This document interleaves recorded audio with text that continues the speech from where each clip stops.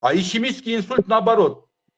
70% 10 кишиден 7 жакшы болот дагы туруп басып жакшы болуп кетет, если повезло.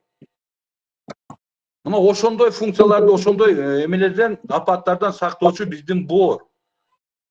Боорду дайыма мен боорум жакшы оорубайт дейт. Боор оорутпайт, мен дагы айтамын. Боордо нервный окончание жок.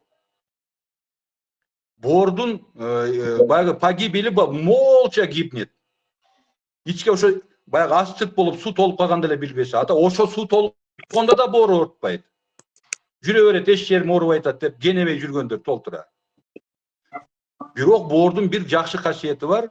Алла Таала ушинтип койгон экен. Боор жаңыланыш боюнча эгер туура мамиле кыла турган болсок боорго, боорду туура кормить эте турган болсок, боор башка органдарга караганда чемпион, жаңыланыш боюнча чемпион. 4 айдан 8 айга чейин, максимум 12 айга чейин, 1 жылга чейин энеден тума жапжаңы кылып койсо болот боорду. Бирок ошол патологиясын өткөзүп жибербеш керек. 4-нчү стадия цирроз болгонду, конечно, андай кыла албайсың. Особенности баягы боордо 8 сегмент болот.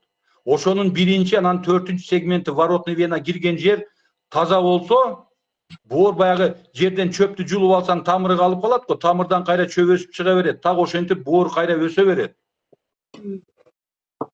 Эгерде биринчи, 4-нчү сегменти да өлгөн болсо, анда боорду конечно, трансплантация кылыш керек. Аны Индияда кылып атат, мынакей алып барып. Кече жакында бирөө келди. Кудай сактасын, конечно, азыр Кудайга шүгүр, азыр ремиссияга кетип атат, жакшы болуп атат. Ачтык болуп келген экен. Ичи чандай турат.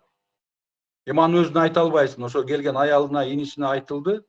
Бирок азыр мынакей контролдоп, бир күндө канча суу ичип атат, канча жидкость чыгып атат. 2,5 литр, 3 литр суу ичип атты, 4,5-5 литрге чейин жидкость чыгып баштаптыр экен, Кудайга шүгүр.